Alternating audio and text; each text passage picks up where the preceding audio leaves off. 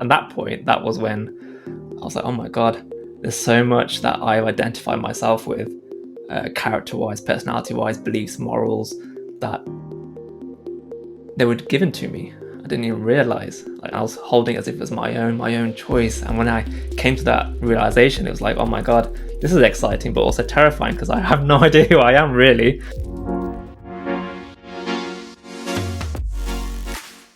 Hello, everyone, and welcome to another episode of South Asians Rising podcast. We have Vimal joining us today. Welcome, Vimal. Thank you for being a guest on the show.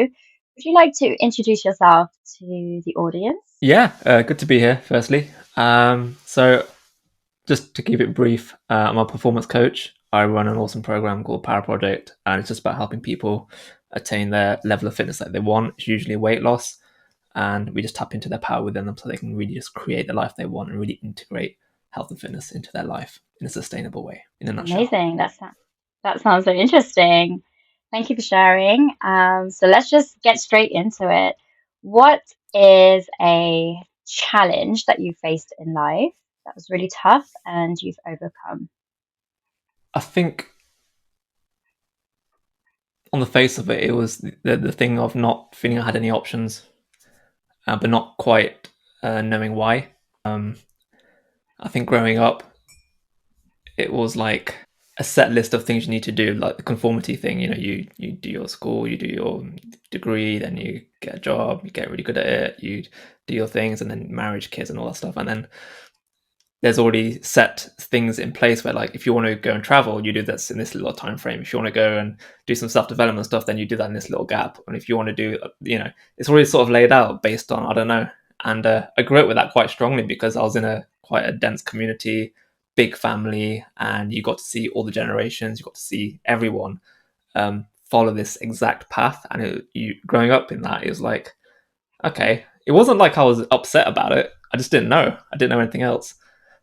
Um, but it took me a long time to recognize, because as I was growing older, things were becoming harder. And when you grow up in an environment it seems very set, but no one speaks about things like mental health and difficulties or health issues or anything like that. And all you see is this relentless pushing through.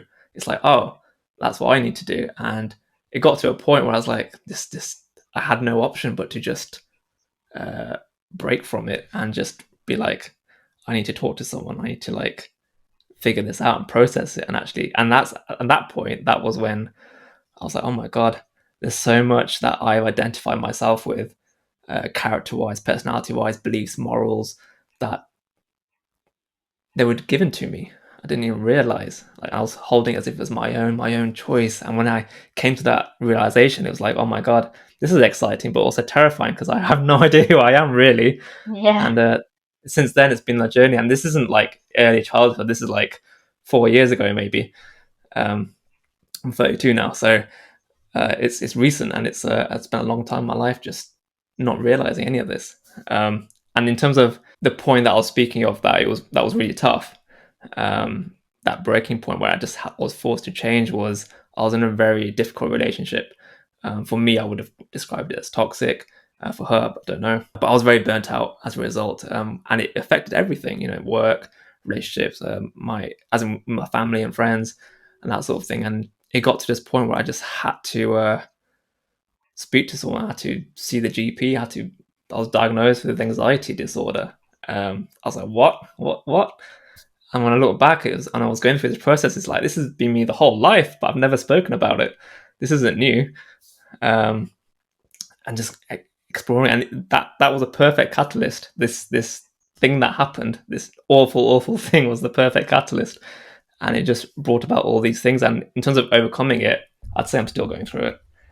I think it's learning, a lot of processing, a lot of things just being uncovered, but my perspective has changed in terms of dealing with it. So that's all very vague. I'm going to narrow it down, but like things uh, like diet, for example. I grew up in a vegetarian household, and then I think 2017ish, or maybe before, I went vegan.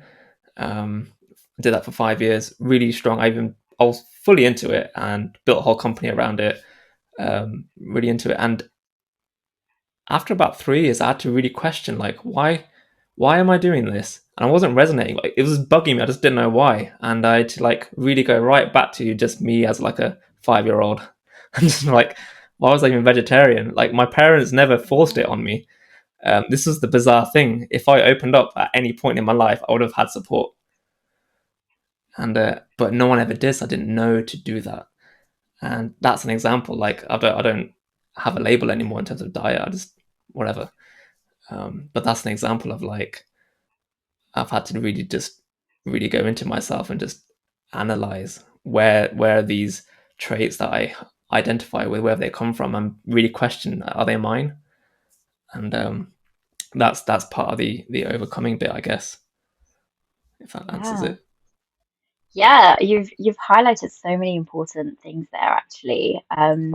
So the first thing I want to mention is how through being in a toxic relationship, you realized you hit a point where you felt quite anxious. And so it's only after opening up about it and speaking to somebody you realize that actually it was like an anxiety disorder that you felt before. I think that's so powerful because, firstly, a lot of us don't talk about things that we go through and we don't open up. And so we may be suffering from certain things which by opening up, it could help us and like we could, get support for it. But because we don't, we sort of sit there and suffer in it and it gets worse. So that's a great example there of, that happening. And once you recognize what it was, you were able to then get the support you needed. So thank you for sharing that. And another thing that you spoke about was the whole our path is laid out for us. And I think that is such an important topic to talk about because it really ties in with our identity and who we are. And it's true, like we're sort of born into things. And I know you were born into a vegetarian household. It wasn't forced upon you, but you never really questioned it. You just sort of lived your life that way. And I think that that's like symbolic of a lot of things, right? A lot of things are imposed on us and we don't really question it. We just live our life that way. And then we experience something that kind of jolts us and makes us think, actually, is this something that aligns with me and my values? And then you start to question like who you even are. And I think it makes it even more difficult when we're living in like a westernized country with their culture and values, and then we've got our traditional culture and values, and we're sort of in the middle trying to like understand what is our identity and who we are. So I really want to tap into this a little bit more because I'm really intrigued on how your journey unfolded. So you said that you hit a point where you started to question things. And again, that's super powerful because we're all on autopilot, just kind of living life how we are, not really thinking about things. We're just, we're living in a fast-paced life. Um, but to start the self-awareness journey, it all starts with asking questions, questioning things, questioning choices that you're making. So I want to tap into that a bit more. That lead up to that point, where you started to question things, what was that like? What were you sort of going through and what thoughts were you having during that time? I think it was after that relationship for me, because amidst all that, I there was no space. I was dealing with that. I was dealing with work, which was um, suffering a lot because of that, and all sorts of other things. So there was a lot of stuff crammed into life, and there's no space. So once that ended and things opened up, um, naturally there's this void, and in that void, I managed to use that space to do some introspection and start trying to understand what's happening. What you know, this feeling of like a lack of purpose came through really strongly because up until this point, I've been fighting. I think it's worth mentioning actually. The reason I probably pushed it so hard with that relationship and really pushed, even though it was like awful, I was like really like this needs to work, because this is the order of life. Because after that, we get married, you have kids, and you know this Yeah. trajectory that I've been taught. Well, not even been taught. It's just all I knew, sort of thing, and it's just hardwired into me. So I was pushing so hard, and it got to a point where I actually can't do this anymore. So it stopped, and it's like when you let go of that conformity, that checklist, it's like damn, what do I do now? And it's quite a scary place. And that's where I was. It was like, hold on, if that's not the thing to do, then what do I do? And then it becomes like, okay, now I need to find my purpose, sort of thing. And that's when I started to question, because it's like, up until that point, I thought I was doing everything that I wanted to do. I thought I was in that relationship because I wanted to be. I thought I was pushing this agenda because I wanted to. And then when I really thought about it and I had this space, I realized I didn't actually want to get married at that point. Um, I didn't actually want to go towards that place at that point. I didn't want to settle in the career I was at that point.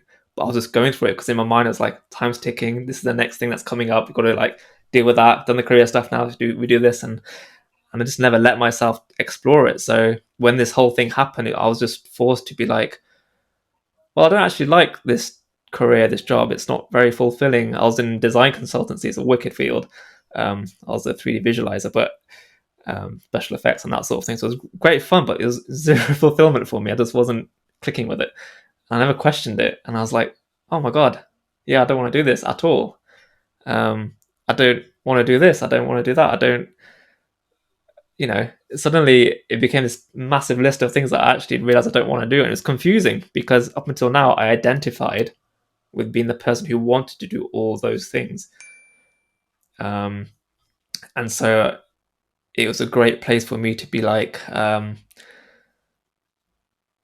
did that even come from? I think that was a tipping point, and I feel very fortunate to uh, ask myself that question, because I've always said that's the turning point. Like, where did that come from? I think the moment you ask that question, it's just a domino effect. Um, if I didn't ask that question, I could easily be in that place again. And just asking it, and then just being open to be like, okay, the vegetarian thing, that was just brought into it. My parents uh, brought me up in a way they thought was right, and okay, and there's a lot of that. I think what I said at the beginning about society and family and this tight community, this Asian community, which is really tight. They come into this country. Those are the generations. They've had no choice but to be tight and to like support each other and sort of help each other in a lot of ways. So it worked then, but then to have that now, it was it was a bit difficult, and you kind of feel you need to like go along with it. And I was doing that. The turning point that you mentioned was you asked yourself that question, where did this come from? And it's interesting because you said that you reached a point where it felt quite scary because all these things that you were meant to sort of tick off on your checklist, you're now questioning whether you even want to do those things, whether you even like those things. And I can resonate with that because sometimes I've gone against the grain and I also felt a bit scared about it because I'm like, oh no, like, I feel like I'm doing something bad. I'm not doing what I'm sort of meant to do. And what does this even mean? So I would like to understand a little bit during that time where you were feeling the fear and kind of going against the grain and starting to question things and thinking, well, actually, I may not want to go down this path. When you have those fearful thoughts come up, for so many people, I can imagine it would be like, oh my gosh, this is actually really scary and it doesn't feel comfortable. I'm gonna just not venture down that. Let me just stick to what I'm doing. What do you think helped you to persevere through that and not just go back to doing what you're doing and actually like think I'm gonna go against the grain here? I think the simple answer to that is, by this point I'd already done something that was against, like I'd broken down some layers by starting the coaching business, for example. Even by that point, because I launched it as a vegan coach, so but I hadn't got to that point yet. But I was already, I left my job in London. I started this thing, and like I did this crazy thing. Like I left a relationship, Wow. And moved out that's of so London, brave. started this business. Like it was all Yeah. within like 6 months. I was on fire. I was really good energy, had really good energy. So I would experience what it was like to just go hard with something from a gut feeling. Um, so that helped. I guess a big change that I had to sort of deal with, look, one of the hardest things actually, because by this point I was public. I'm a vegan coach. I'm outside, like I'm everyone can see, family, friends, everyone. And um, the diet thing is really important because it comes along with it. I don't know if this is cultural or like something more exclusive to the Asian community as well, where there's a massive moral thing attached to the diet. Like you're doing the right thing, like it's tied in with religion and spirituality, and um, yeah, the morals that I grew up with, that was sort of given to me. So to have this feeling that I allowed myself to feel by starting this business and just being more open was like, I don't want to be vegan. And it's like a thought that I heard. I was like, no, don't you dare do that. That's the worst thing ever. Don't ever think that. And that it was coming more and more, and I had to come to terms with the idea that I had to just, what if I don't carry those morals as strongly as I thought I did? Which was really confusing. And I had like good 10 odd counseling sessions around this because it was just like mind boggling. This is like a moral compass that was built from like day one for me, and I'm questioning it. That's the scariest thing in the world because my whole identity, the way I present myself to people, and this is now public, which is like just a totally different level for me. Um, it's suddenly potentially being shattered, and I might have to start from zero again. Um, so I didn't come out and make a video be like, okay, I'm not vegan anymore, but I just I just went with it and I just like phased it back, started talking to people about it, and it was okay. But just that's an example of something really, really scary to overcome.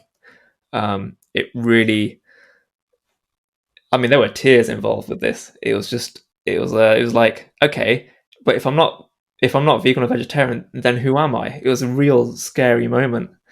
Um, and that's the example of one thing. There's other things. Growing up, there was a um, you got religion stuff, you got spirituality, those sorts of things, and the do's and don'ts of life. And it's not about disagreeing with everything that you grew up with. I've realized it's just acknowledging which bits were given to you and which bits you created yourself.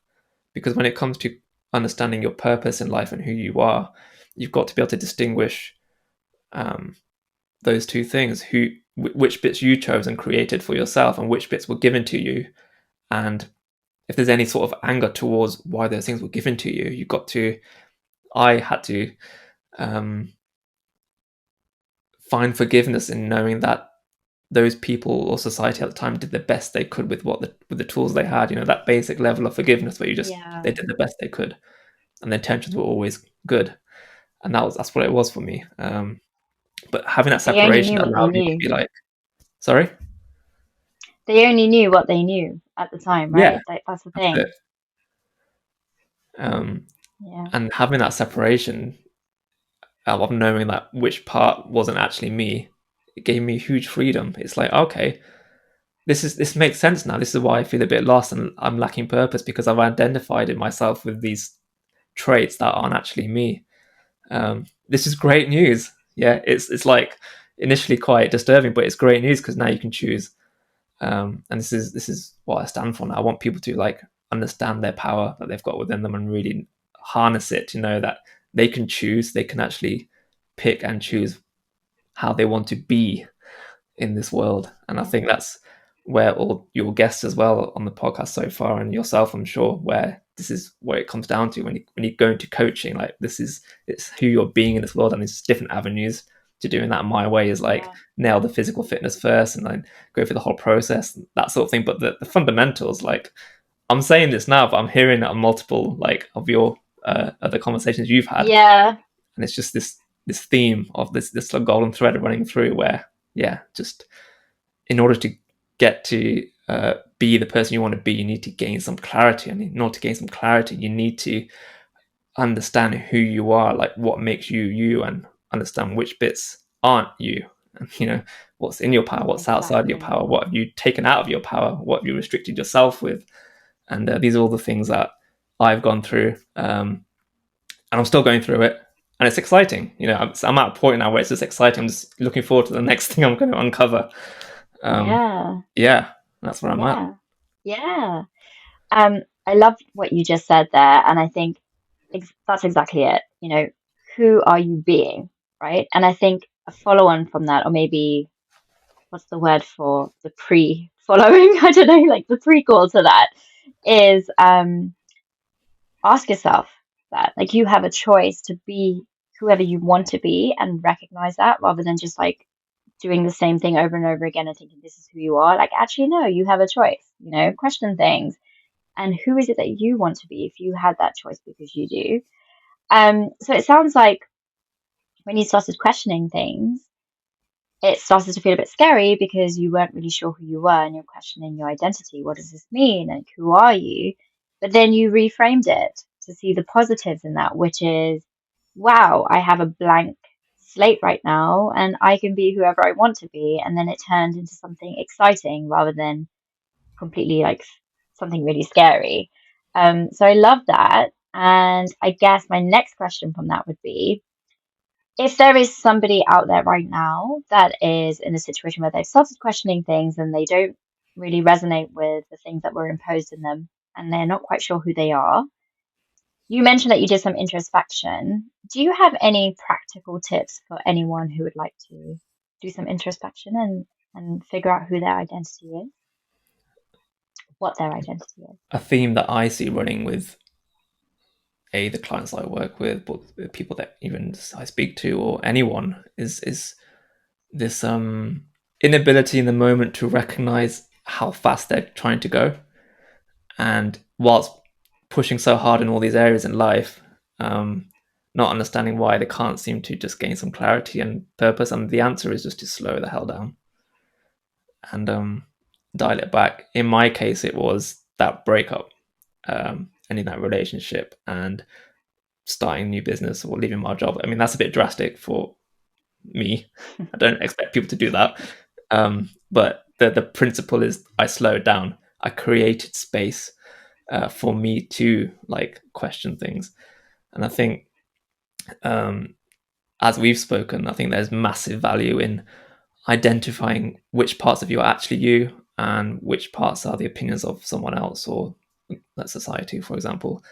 And then you can see, where you're restricting yourself and where how much power you actually have. And it's a great feeling to know that suddenly you've got real freedom, more than you thought you had.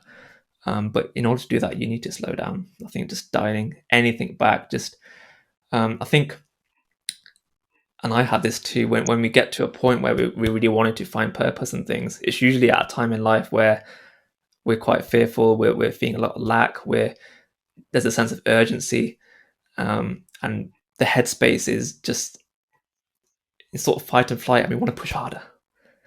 We Yeah, actually want to make it more difficult to get this clarity, when in fact we just need to like step back and create some space to allow things like forgiveness, because when forgiveness comes through, gratitude will just naturally make its way through as well.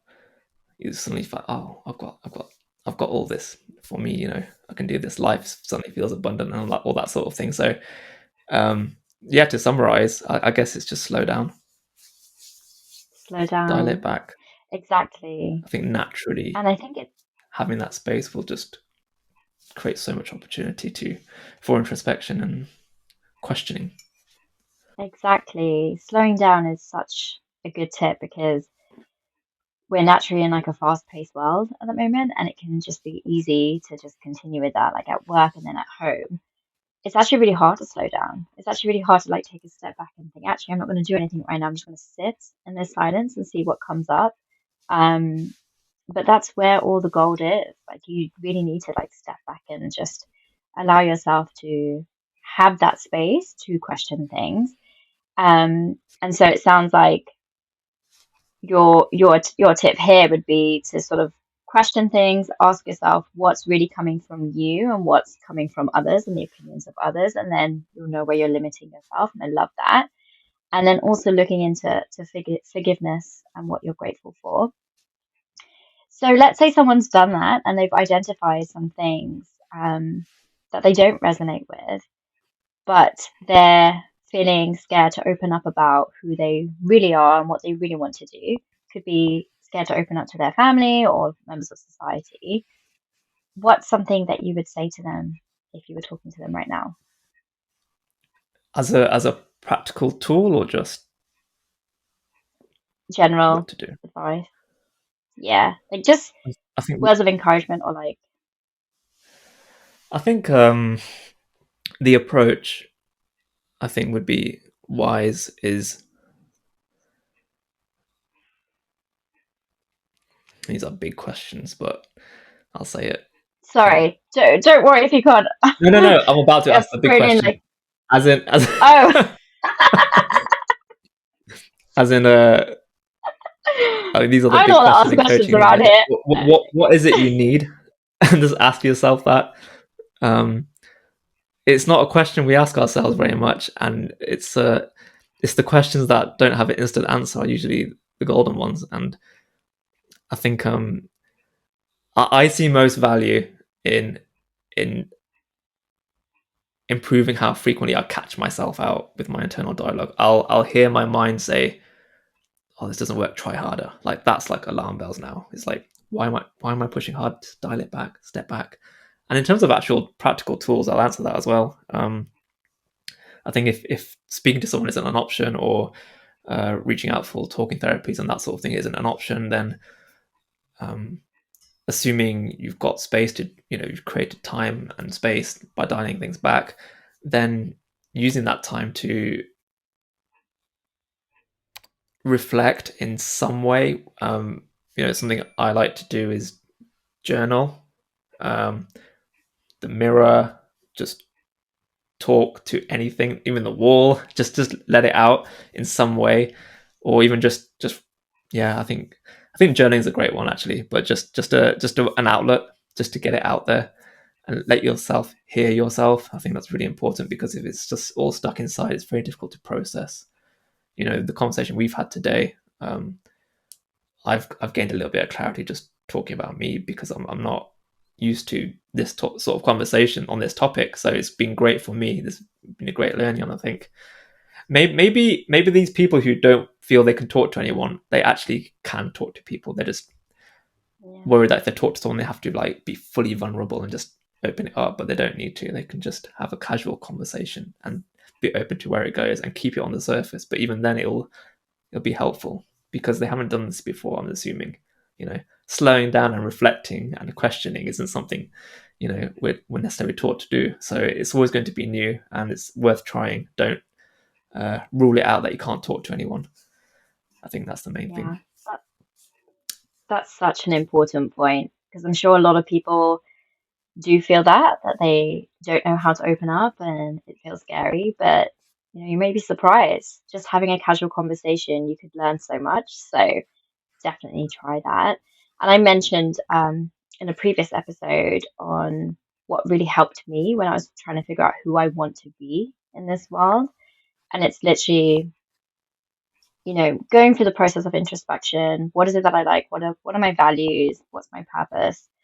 What do I enjoy? What don't I enjoy? Because I really struggled to be introspective, which is really crazy because I'm so into self-development. I've read so many like blogs, websites, watched so many videos, but I just found it so hard to like look within. I just couldn't. So I had to really take it down to the basics, and like I started to make notes of like what makes me happy, what doesn't make me happy, what am I enjoying, what am I not enjoying, and what kind of qualities in life do I like and what don't I like. So I took it really down to the basics, and then from that I understood like what my limiting beliefs were, what was holding me back. But then I also like started fresh. I was like, in an ideal world, if I could be whoever I wanted to be, what are the qualities that I'd want? And I listed them down. And then I could look back on my list of like limiting beliefs to understand which of these qualities it's going to be a bit difficult for me to like transition into as quickly as I'd like. So I had two lists to kind of like look at. And because we're just naturally in autopilot and doing, it's hard to kind of break habits, right? So like I keep this list of who I want to be somewhere where I can just easily take it out. And then I can take it out like when I'm in difficult situations. I could just like remind myself who am I trying to be, and it helps me to face those. But then also I keep it like in the morning, I look at it, and at nighttime as well, because I'm trying to like train my mind that this is who I'm trying to be. And the more that you look at it and you soak it in, the more that it impresses on your subconscious, which then helps you to just like do that naturally on autopilot. So you're rewiring your brain basically. Mm. So all that to say, you have a blank slate, and if you're trying to work out what your identity is, that's great. It's such an exciting opportunity, which you spoke about earlier, Vimal, and I think a great thing to do are the things that you've mentioned, and also just to think, don't think just because who you are right now it limits you to who you can be. Like, just have a clear blank canvas and think of the qualities that you'd like to have, and just become that person. Day in, day out, you will slowly start to morph into that person if you allow yourself to. So thank you so much for sharing that, Vimal. It's been so nice to hear your journey and how, it started off as something scary to kind of question who you were and who you want to be. Yeah, And it's then been you great. reframed it. Yeah, and you've reframed it, and like now you see it as like a positive thing, and you're still on your journey, and I think we all are. Do you have any final things that you'd like to say? I think that that's the point you just mentioned. This whole thing about journey. We haven't really spoken about that, and finding your purpose and your identity, and these aren't attainable things. This You're going to be doing this forever, um, and I think this notion that there are people out there who know their purpose and they're clear on their identity. It's just for me. I think it's come about because people don't talk, and the way social media is, especially, you see like 5-second reels now, and we meant to make a judgment based on that. So it's very easy to think people have it sorted or they found their purpose, and it's easy to think that, oh, I need to find my purpose like this year. But in fact, it's just a journey. It's just all these people are doing. They're just on their journey, and that's all we're seeing. And it's never. I think to set the expectation that I'm going to find it is a little bit dangerous. You've got to expect to just be on the journey, and that's the goal really. Just to get into the flow of uh, getting to know yourself better and better, because it's a lifelong thing. I love that. And that's a really good point that you've mentioned, the purpose point, because my personal experience with that is I spent like nearly eight years thinking I have no purpose. I don't know what my passion is. And it's really hard at growing up in our culture because everyone has their path, right? And they're like excelling in their careers because they know what they want to do, and they just seem like they all have it together, whereas I've always been like, I want to do meaningful work. I want to go wake up happy to go to work, but I could never find what that outlet was. So I felt really lost for many years, and I felt really like behind on like why does everyone else know what they want to do and I don't. But I then during the pandemic I happened to find coaching. I fell into that, and I was like, wow, like this is something that speaks to me. And I finally feel like I'm passionate about something, and it's giving me a sense of purpose. But it took me like 8 years to get there, and it's a journey. So it's exactly what you said. It's a journey. If you feel like you don't know what your purpose is right now, that's okay. It's coming. Like just go on your journey, you'll find it, but just be introspective. But then also, like, your purpose when you're 18 may not be the same as when you're 20, and may not be the same when you're 30. So like, don't see it as a rigid thing. It's Yeah, it's malleable. amazing It's how it free. changes. Yeah. Yeah, right. So I love that. Thank you for sharing, and thank you so much for being a guest on my show, Vimal. I've really enjoyed our conversation. If anybody is listening in and they'd like to reach out to you or maybe even work with you, can they just contact you via social media?